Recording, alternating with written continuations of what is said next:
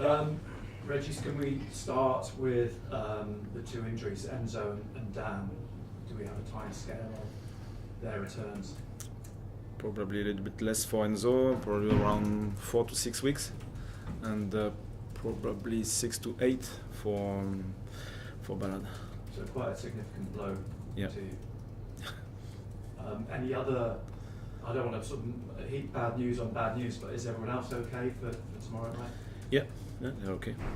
And in terms of bodies coming back, Tommy Watson, we've seen his training. Abdullahi, what's the situation with that? For Tommy, so he was in the session this morning with a full session, so it's positive for next week. He won't be available for the game, but after that it will be okay. And for Ahmed, still struggling with his previous injury, so it's not really solved. It's not a bad issue at the minute, but he's not available. Quickly, can I ask about Jefferson Bennett as well? There's been some talk about him leaving and possibly joining a Ukrainian Premier League club. Is that the situation for him? Yes, but I don't know exactly if it's done or not at the minute. Yeah, but the connection exists. Yeah, the premise is he's not going to get football here. No. And he needs football. Yeah. You touched on it after the game against Hull. We talked about fatigue and players who are tired. Do you think it's time that the team does need a refresh, and to some extent that will happen because the two injuries that you've got? You said the other week when you were talking about Chris Rigg that his stats, his data are very good on the training ground, but sometimes it's a case of what the data tells you is different to what you're seeing with the human eye. Do you take that into account? Yeah, sure, because I think our main analysis is always focused on the football output rather than the data, physical output, or something like that.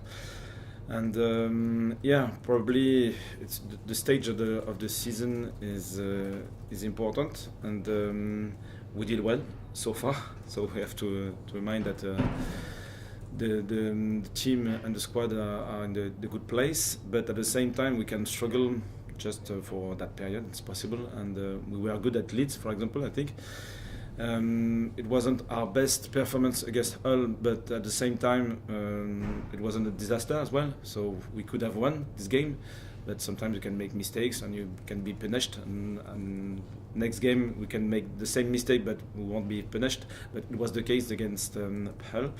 So at the same time we need to yeah, it's important to manage the squad, to finish with good momentum, positive momentum, this league. And we had many injuries, we had sometimes suspensions as well, so it wasn't often possible. But now I think we will have this opportunity, and we need the full squad.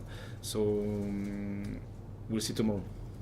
Because if fatigue is an element of the performance against Hull, you've got 4 games before the international break. You've also got Job, who's on 9 yellow cards, Trey Humes on 8 yellow cards.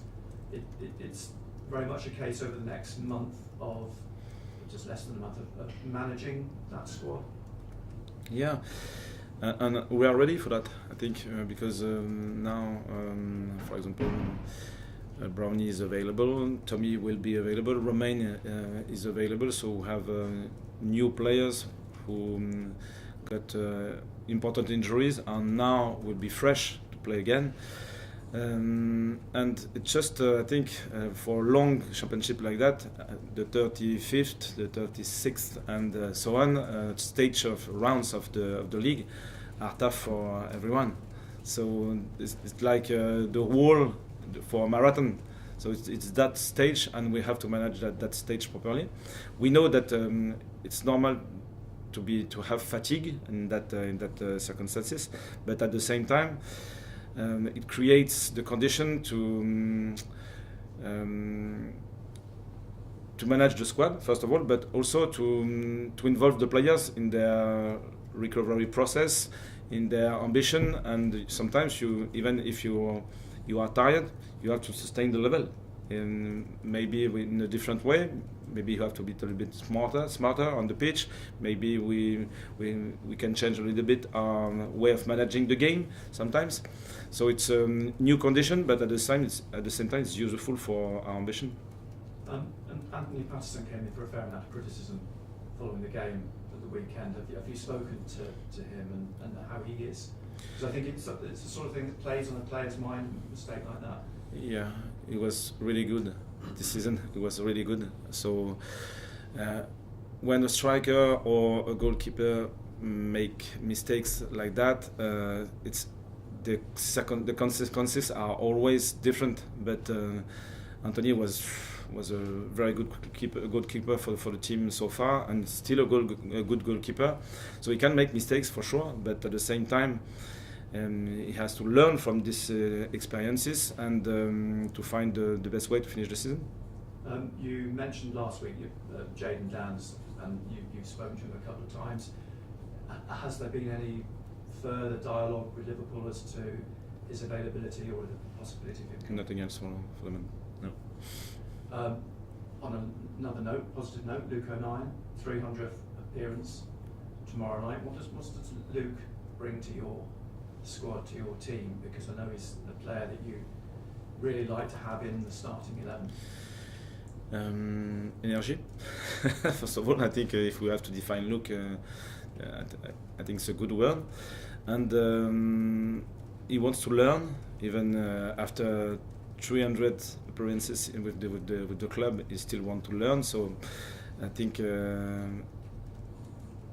his role model is very important for that, and he's always connected with the team. So his behavior, I think, is really positive for our young squad, and the way you want to improve every day, the way you want to be connected with the others, the way you want to be positive, even in sometimes it's tough. So it's a good example. Is his drive and ambition something that's very important around the younger players in the squad? Yeah, he's connected with the ambition as well, but he's not the only one. I think the squad is still really engaged in the process, because we know that a league is always tough. You will have good periods, you will have low periods, and the main point is the consistency. You can't be too emotional, positive or negative, because life is like that. And if you want to play at the best level, you will face many troubles, and probably it's not a crisis. It's just 2 lost games. So we lost only 6 games this season. So it's not massive. So when it happens, really it's new. So it's a little bit different. But at the same time, we know that we have to trust our game model. We have to trust our squad, the way we are learning, and to find the good energy to finish the season. Is it important, you just used that word crisis, is it important to emphasise this isn't a crisis? I mean, the Leeds game, to put that into perspective and context, I mean, they are top of the table and they're a Premier League team in all but name, and it's one game you've lost at Hull for whatever reasons. It's not a crisis, as you say. You're not on a run of league defeats. Yeah, I agree, because I think we are really good against Leeds, the first half especially. They pushed during the second half, and probably we found our limits, our current limits, and it was really useful to learn, because a young team needs to face different challenges, and especially the tougher one, because you can assess what it's needed to learn, to develop, and when you are dominant, you can't find these limits. So it was really useful. And after yeah, it's because every teams in that league are able to play a good football, to use 2 or 3 counter-attacks or set pieces to score. It's always possible, and football is like that, and we have to manage this situation. Yeah. And Hillsborough, one of the great English grounds, always probably under the lights, even better atmosphere. Game I'm sure you're looking forward to, but the Sheffield Wednesday team biting not only from losing 4-0 to Burnley, but losing 4-0 to you earlier in the season. They were good at Burnley, and I don't know if they deserve to lose 4-0. I'm not sure. They are dynamic. They are a good team, really, really dynamic with the ability to fast attack, for example, and they have weaknesses. We have weaknesses, and it should be a good game and a good challenge again. Just another question on Luke. I think those of us in this room who've sort of seen him from when he joined the club to now, when he joined, I don't think any of us would have said that we'd see him as a centre-back, 300 appearances into his career at Sunderland. But now he seems very important to the team, very connected to the playing model that you want to use, and very important with the way that you build your attacks. What does that say about a player like that who has evolved throughout his career? Yeah, it's a good example of the learning process, I think, because I think he started as a forward or number 10 at Sunderland, and then after that knew different positions, probably a little bit in the middle, after that on the right side, and now as a centre back. So as a footballer, he's mobile, and we like intensity, mobility, and the ability to move in different situations very quickly, and is connected with the game. And if you understand the game and you are connected with your teammates to find the opportunities, to use the opportunities, to get the advantages, and to solve problems in real time, I think experiences after experiences you can learn very quickly, and I think it's a good example for that. At the start of the season, you really have to concentrate on the way that you want to play and how you're doing it. At this point in the season, you have to do that, you have to look at the league table, and you have to think about whether players are tired and might need a rest. How much harder is the job when you hit this point of the season? It's a different stage, I think, because now we have the culture is better, so it's getting better and better. So we don't have to create the foundations now, because we can trust the culture of the squad, and at the same time we have new challenges. So we can learn from every stages, I think, and probably for the game model now we added new layers with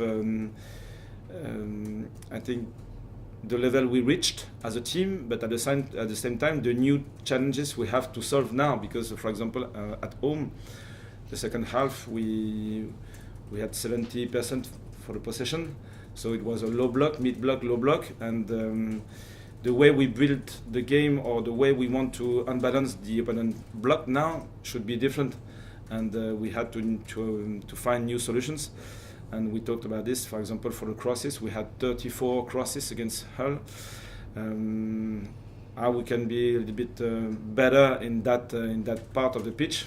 It's a new challenge, I think, now, and for our progressing and finishing phase, I think sometimes we are a little bit too predictable. We are good on the sides and the flanks, but at the same time, if we are too predictable, it's easier to defend against us. So it's new challenges and new opportunities to learn. Sheffield Wednesday at home must feel like a very long time ago after this long season. Are there still good memories from that you can use to take into this game? Yeah, it was I think the first game at home, and so I think it's quite the same atmosphere, I think, because it's still the same coach, same players, and the same style of play. But we will have, I think, two dynamic teams with ambition. It's not, I think, two teams who will wait for the mistakes, but they should be proactive. So I think it will be an interesting game. Yeah. Does it feel strange to have had a couple of defeats? You've had very few defeats this season. Is it hard to remain positive, although you're still in a great position in the league? Yeah, I think so, because we had a period with 5 draws, I think, and 1 defeat. It was we were at Sheffield United, so it was a long period. Not it wasn't 2 defeats, but maybe it's better to lose 2 or 3 games in a row and then win again, rather than making 5 draws in a row. So I think the players now are not comfortable with the defeat, because we can't say that, but we can manage the situation, and it's not too emotional. We want to react. We want to win points. We want to be proactive again. And we know that in a league like that, you have to face different situations, and this is one of the non-comfortable situation. But at the same time, it's like that. Football is like that. And are Romain and Tommy fit enough to start, or from the bench perhaps? Yes, for Romain, but we have to wait one game more for Tommy. Yeah. Thank you. Régis, after the loss against Hull, which was clearly disappointing from every angle, do you, as head coach, expect a response in training in the days after? Have you had one? Yeah, it was the case. It was the case because when you lose, sometimes emotion can drive different solutions or ideas about not always yourself, but maybe the referee, maybe the opponent, maybe we were unlucky, maybe it was a mistake or an error from someone else. I think the atmosphere just after the game, after the defeat, was, I think, really positive. Not positive because we enjoyed the defeat, but we managed the situation very properly, and it was a mature reaction after the game. And the 3 sessions this week were good, really intense, and the output wasn't always perfect, but at least the behaviors, the commitment, the connection with the session purposes were very positive. So I think we worked well. Now the most important thing is the way we will play tomorrow, and at least the behaviors of the team was really positive this week. And when there is frustration and fatigue, as has been mentioned, is it important to remind people that this team is very young and they have done so well this season and they are mature beyond their years? Yes, but at the same time, if we have this ambition to be in that bracket of the league, we can't complain and just say we are tired, so we can't play well.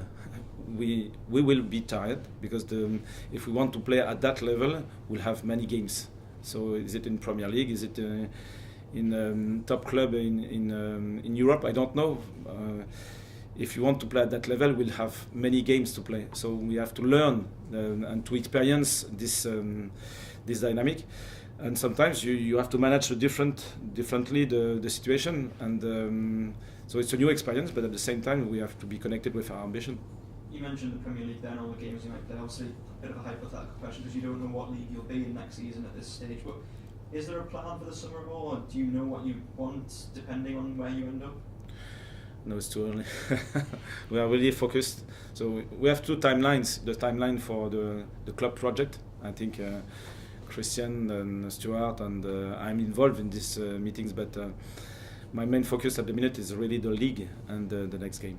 Yeah. Just fine. Does this game feel important? Your next big sort of like what Hills was like under the lights. And yes, it's not a crisis, but does it feel important because of what you want to achieve? It's always important. Always important, and every point has to be chased because it's tough. It's really tough, and it's not just you come on the pitch and you will win. You have to work well. You have to solve problems. You have to face with different situations. Yeah. Just cameras up, please, guys.